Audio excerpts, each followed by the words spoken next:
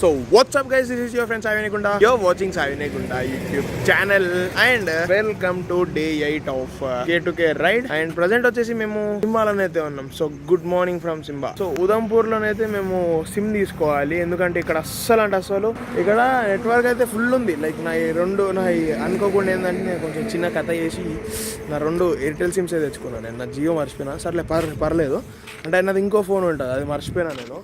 అది మిస్టేక్లా ఆ రోజు తొందరలో మర్చిపోయినా, అయినా పెద్ద ఫరక్ పడదు నాకు. Okay, it's okay. సో నా 2 ఎయిర్టెల్ సిమ్లలో ఫుల్ ఆన్ నెట్వర్క్ అయితే ఉంది. బట్ ఏంటంటే your network is not registered అని చూపిస్తుంది. సో కంపల్సరీ కూడా మనకి ఏంటంటే జమ్మూ అండ్ కాశ్మీర్ అండ్ లదాఖ్లో కంపల్సరీ కూడా ఓన్లీ పోస్ట్ పెయిడ్ సిమ్స్ అయితే యూజ్ చేయాలి మనం. సో అండ్ సెక్యూరిటీ రీజన్స్ అనుకుంటా నాకు తెలిసి.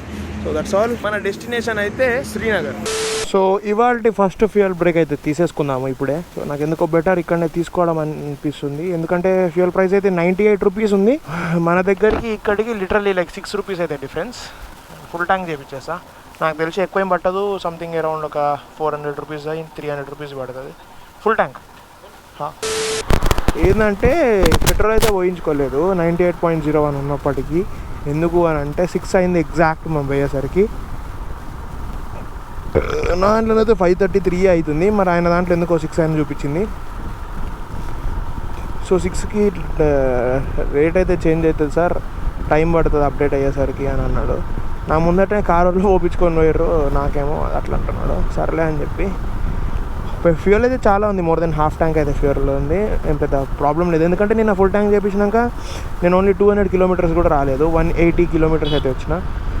నాకు తెలిసి నా ట్యాంక్ ఇప్పుడు ఒక 15 లీటర్స్ కాబట్టి 30 లీటర్స్ చొప్పున వేసుకున్నా కూడా 30 కూడా వేసుకోవద్దు, 28 280 plus 140 something around like 400 and change, 410 change, 400 అనుకోండి. సో ఇంకా 200 కిలోమీటర్స్ అయితే వెళ్ళొచ్చు నా దగ్గర నాకు వెళ్తాను. అండ్ 200 కిలోమీటర్స్లో అయితే ఈజీగా మనకి ఇంకో పెట్రోల్ బంక్ దొరుకుతుంది, so no problem. So guys day 8 ride యొక్క ఫస్ట్ టోల్ గేట్ అయితే వచ్చేసింది. నుంచి కనుక స్ట్రేట్ పోతే మనకి జమ్మూ అయితే వస్తుంది, అండ్ ఇట్ సైడ్ రైట్ అయితే వెళ్ళాలి. ఇదేంటంటే like bypass way for the sake of లే అండ్ శ్రీనగర్. లే అయితే ఇక్కడ నుంచి 704 కిలోమీటర్స్ ఉంది, శ్రీనగర్ అయితే 278 కిలోమీటర్స్ ఉంది. అండ్ ఇంకొక ఊరు కూడా ఉంది బనియాల్ అని చెప్పి 169 కిలోమీటర్స్. ఉదంపూర్ అయితే 74 ఉంది ఇక్కడ నుంచి.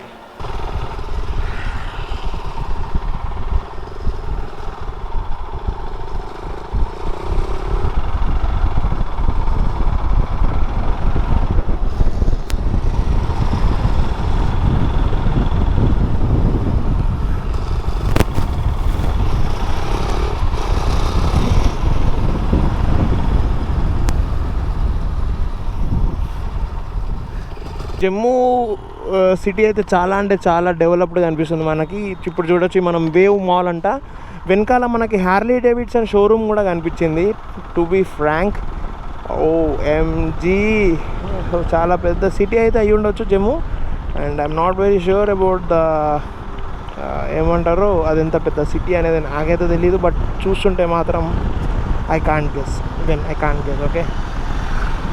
సో మాకు తెలిసిన ఇన్ఫర్మేషన్ ఏంటంటే కాశ్మీర్లోనైతే మనకి పోస్ట్ పెయిడ్ సిమ్స్ చాలా తక్కువ కాస్ట్ దొరుకుతాయి, లైక్ వితౌట్ సెక్యూరిటీ డిపాజిట్ అన్నట్టయితే మనకి ఇన్ఫర్మేషన్ వచ్చింది. నిన్న కాశ్మీర్ ఎంటర్ అయినాక తీసుకుందామని అంటే ఇంకా మొత్తం కూడా మనం ఎంటర్ అయిందే 9 తర్వాత. సో ఇప్పటి వరకు కూడా ఇంకా షాప్స్ అయితే ఓపెన్ అయితే లేవు. ప్రజెంట్ టైం వచ్చేసి 7:05 అవుతుంది. అండ్ అరౌండ్ 8:30 or 9 లోపల మేము ఒక చిన్న మంచి ఊరికైతే రీచ్ అయిపోయి అక్కడనైతే కార్డ్ తీసేసుకుంటాము. 200-300 అనుకోండి, ఎవరి కార్డు వాళ్ళని తీసేసుకుంటాము, ఏం టెన్షన్ అయితే ఉండదు. అదే ఇంకా 1500 లేకపోతే అట్లా అని అంటే మాత్రం అందరం కలిసి ఒక కార్డు తీసుకుంటే ఎవరొకరి పేరు పైన సెట్ అయిపోతుంది. So guys enjoy the time lapse.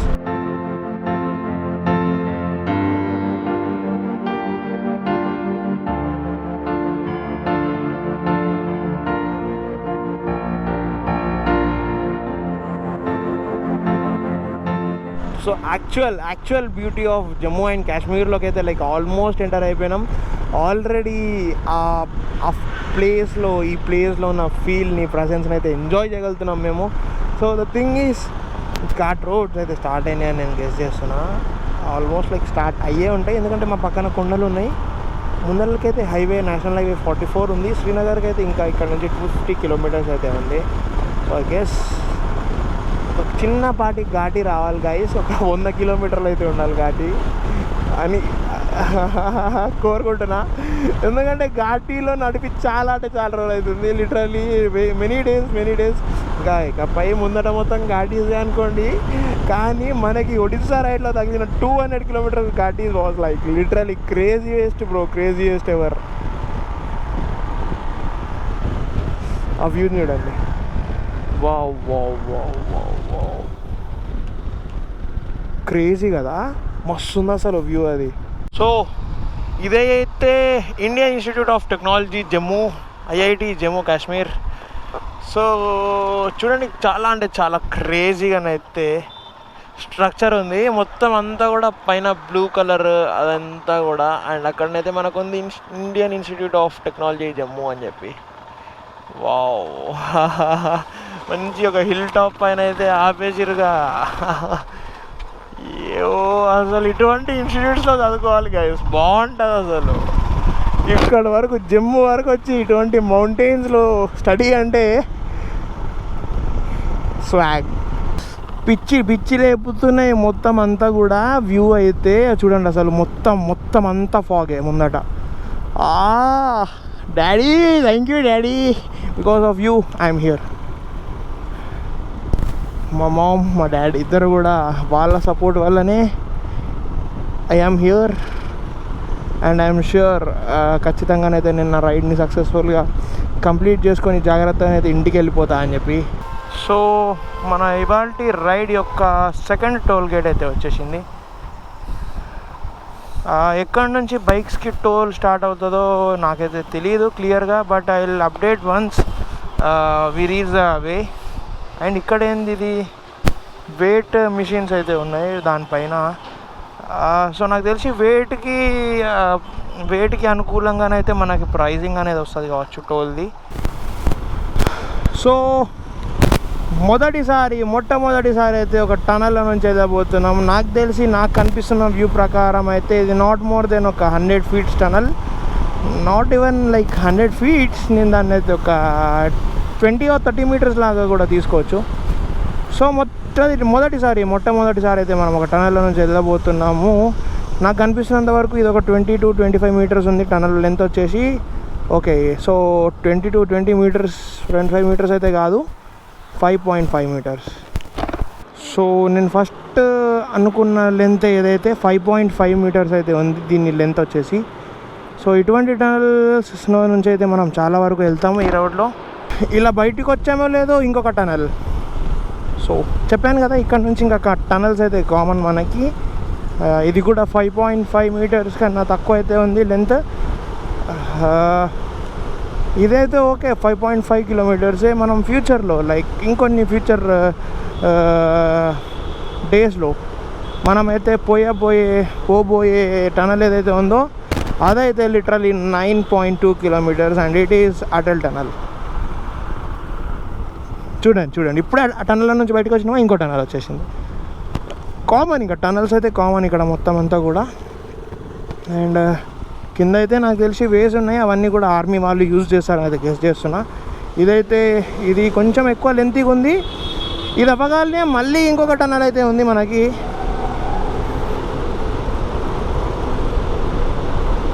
So చాలా లెంతీ ఉంది ఇదైతే tunnel. Wow guys, literally crazy, అసలు క్రేజీ.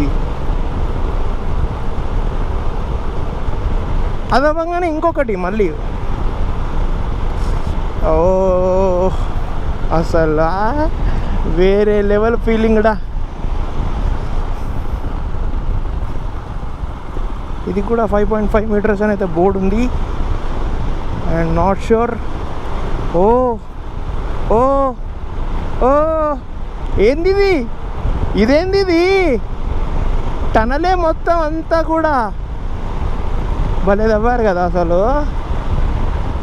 క్రాస్ ప్యాసేజ్ అంట. ఓకే, ఇదేమన్నా అచ్చా ఒకవేళ పొరపాటున మనం రూట్ కనుక డీరూట్ అవ్వాల్సి వస్తే అది యూటర్న్ లాగా యూజ్ అవుతుంది ఇంతకుముందుది. వెళ్తురు వచ్చేసింది, వెళ్తురు వచ్చేసింది, వెళ్తురు వచ్చేసింది.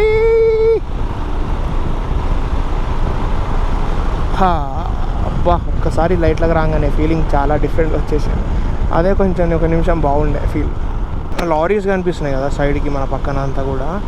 1 కిలోమీటర్ కంటే ఎక్కువనే అవుతుంది. మొత్తం అన్నీ కూడా రోడ్కి ఇట్లా పక్కల ఆపేసి అయితే ఉన్నాయి. అండ్ ఐఎమ్ నాట్ ష్యూర్ ఎందుకు వీళ్ళు ఇలా ఆపారు అనే దాని విషయంలో. నాకు తెలిసి లైక్ నైట్ కనుక వీళ్ళు ఆగుంటే పడుకోవడానికి మాత్రం ఆగుండే ఛాన్స్ అయితే ఉంది.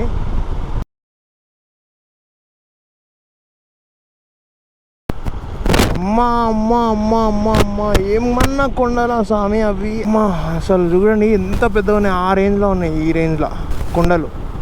అండ్ గోప్రోలోనైతే చాలా నార్మల్గా కనిపిస్తాయి అవి. సో క్రేజీ, చాలా హైట్ ఉన్నాయి, చాలా అంటే చాలా హైట్ ఉన్నాయి. అక్కడనైతే ఇట్లా వేగా అనిపిస్తుంది, dung dung dung dung dung dung అని వైట్ గీత అక్కడ అక్కడ అక్కడ. సో మధ్యలో కొన్ని ఇల్లులు కూడా ఉన్నాయి. అండ్ మొత్తం అంతా కూడా ups and downs, straight path అయితే అస్సలు లేదు. అక్కడ మనకి ఫస్ట్ ఘాటి స్టార్ట్ కాకముందేనైతే మనకు స్ట్రేట్ పాత్ ఒక 10 కిలోమీటర్స్ వచ్చింది అంతే. దాని తర్వాత అంతా కూడా ups and downs, ups and downs, ups and downs. అది మనం మూవీస్లో చూస్తుంటాం కదా. సో అటువంటి ట్రైన్ రైల్ అయితే, ట్రైన్ యొక్క బ్రిడ్జ్ అయితే కనిపించింది మనకి ఇప్పుడే. వి స్పాటెడ్ ఇట్ ఆల్. ఇక్కడ ఈ వాళ్ళు కొంచెం డిఫరెంట్గా ఉన్నారండి. మన రోడ్లో మనం ఉండి నడుపుతున్నప్పటికి కూడా ఇంకకల్లా వచ్చి హారన్ కొడతారు. So that will feel that they are coming in our line. So ఇవాళ మన రైడ్లో ఫస్ట్ ఫ్యూయల్ బ్రేక్. ఇంతకుముందు ఫ్యూయల్ బ్రేక్ అయితే బిస్కెట్ అయింది కదా, ఇక్కడనైతే ఫ్యూయల్ బ్రేక్ తీసుకుందాం. అండ్ ఇక్కడైతే ప్రైస్ 98.58 రూపీస్ అయితే ఉంది. సో పాయింట్ చేసుకుందాం. బస్ బస్ బస్ బస్.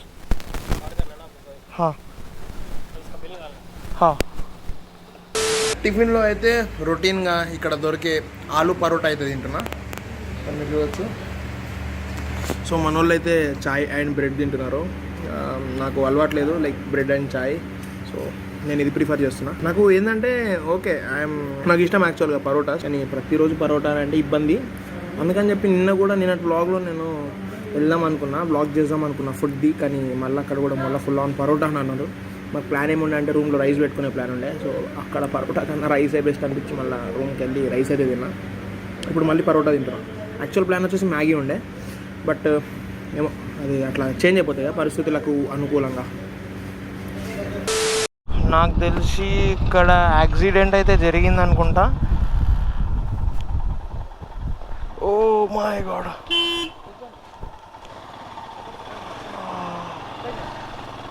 ఘోరం యాక్సిడెంట్ అయితే జరిగింది.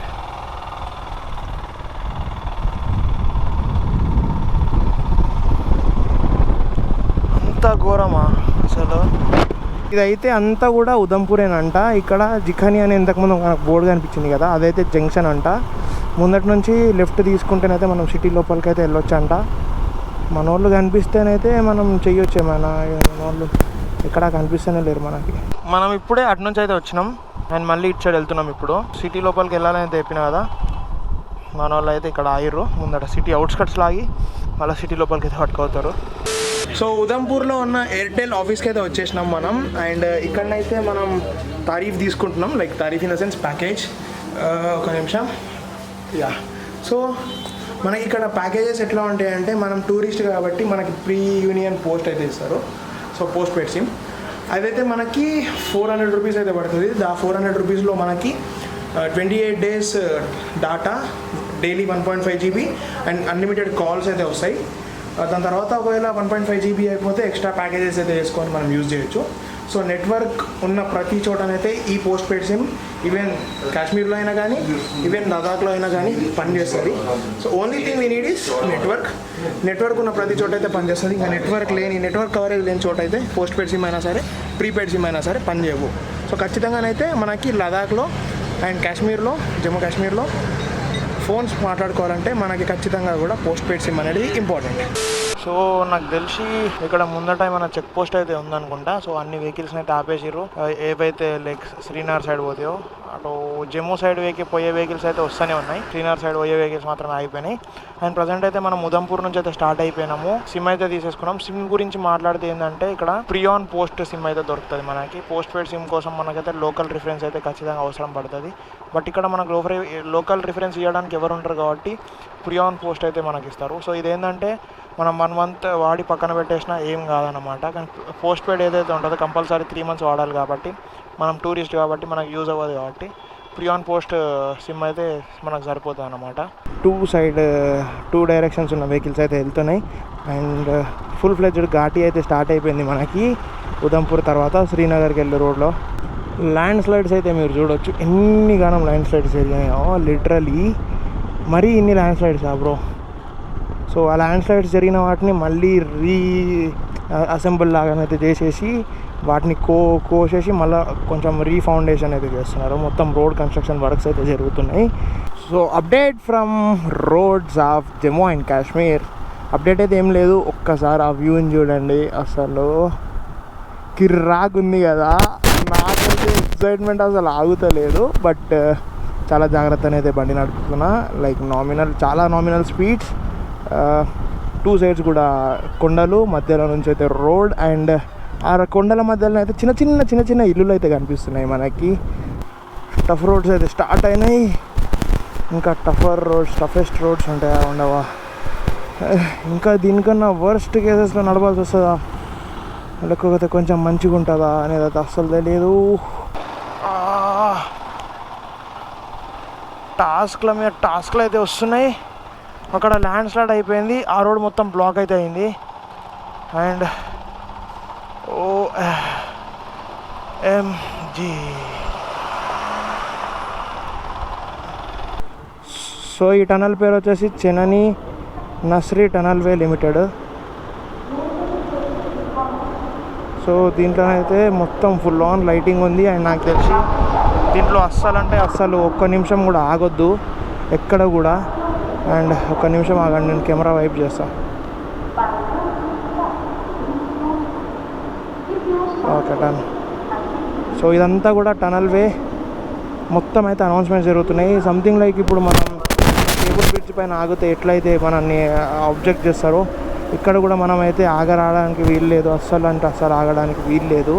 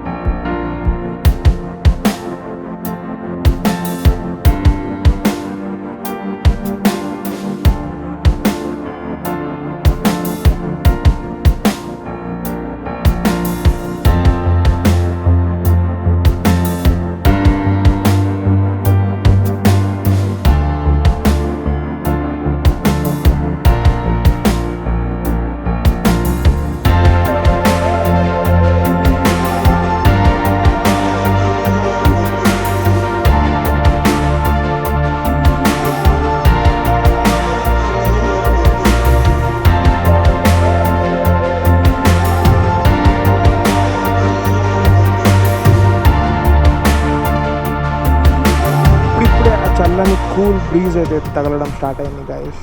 Wow, feeling really very amazing for this. ఎందుకంటే అట్లా మనం కొండల మధ్యలో నుంచి పోయేటప్పుడు ఏంటంటే ఆ చల్లని బ్రీజ్ ఏదైతే ఉందో మనకు తగులుతుంటే, అండ్ 2 sides కొండలు మధ్యలో నుంచి ఇట్లా కొంచెం ఒక సొరంగంలో నుంచి పోతున్న ఫీలింగ్, పైనుంచి ఇట్లా వాటర్ పడడం, వావ్ క్రేజీ కదా.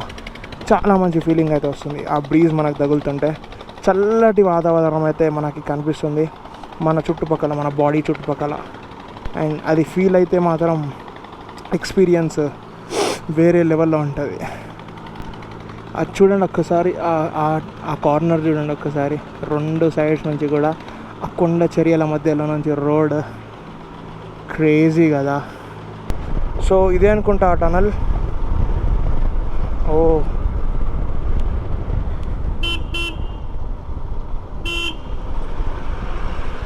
అక్కడ అంతా కంచులు కూడా ఉన్నాయి.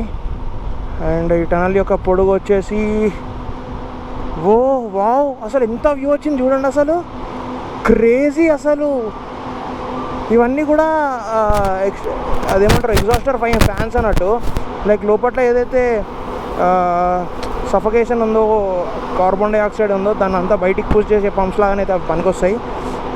383.5 అంటే 383 అనుకోండి, చూద్దాం ఎంత వస్తుందో. అప్పుడు మనం పొద్దున క్రాస్ చేసిన టనల్ అయితే 9 కిలోమీటర్స్, ఎగ్జాక్ట్గా 9 కిలోమీటర్స్. నేను అప్పుడు అప్డేట్ ఇవ్వడం మర్చిపోయినా. Wow guys, wow, craziest tunnel ever.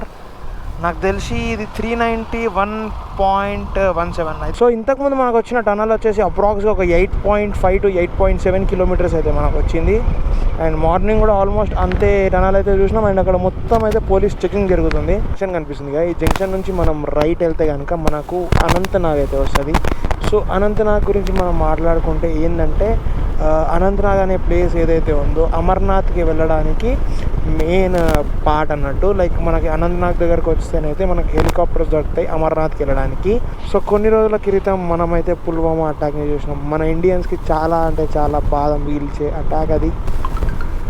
So మనం ఆ రీజియన్లో అయితే ఉన్నాము. And I don't know why నా వాయిస్లో వేరియేషన్స్ వస్తున్నాయి. ఎమోషనల్ అవుతున్నా కొంచెం. సడన్గా ఆ పేరు చూడగానే ఏమేమో గుర్తొస్తున్నాయి నాకు. But yeah, okay, salute to all great soldiers, salute.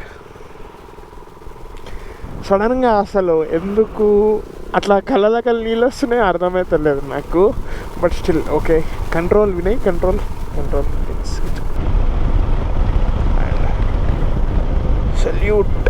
Salute to Indian flag.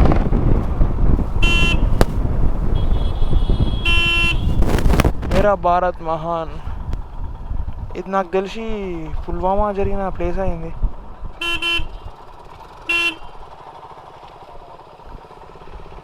Pulwama ప్లేసా ఇది?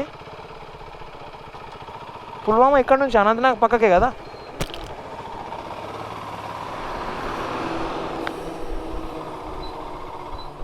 సో నేను నైట్ అరౌండ్ 12:30కి అయితే ఇక్కడికి వచ్చినాం. అండ్ నేను వ్లాగ్ ఎండ్ చేయడం మర్చిపోయినా, అందుకని చెప్పి ఇప్పుడు ఈ వ్లాగ్. మనమైతే ప్రజెంట్ స్టే చేస్తుంది అర్బన్ 10 హాస్టల్ స్టే. సో ఇదైతే ఎస్పెషల్లీ ఫర్ బైకర్స్ అని చెప్పుకోవాలి. అండ్ నేనైతే ముందు నుంచే మా బ్రోతోనైతే కాంటాక్ట్లో ఉండే. సో అందుకే డైరెక్ట్ నేను అసలు శ్రీనగర్ రాగానే bro I'm coming to you అని చెప్తే, బ్రో వెల్కమ్ అని చెప్పి అయితే పిలిచిండో. సో ఇక్కడైతే మనకు చాలా అఫోర్డబుల్ ప్రైస్ ఉంటాయి. మనం హోటల్ అండ్ స్టే గురించి అయితే మాట్లాడుకుందాం. సో వ్లాగ్ నేను చేస్తున్నా. Okay, signing off, Sai Vinayakonda, bye. Next day vlog అయితే కంటిన్యూ అవుతుంది. ఓకేనా?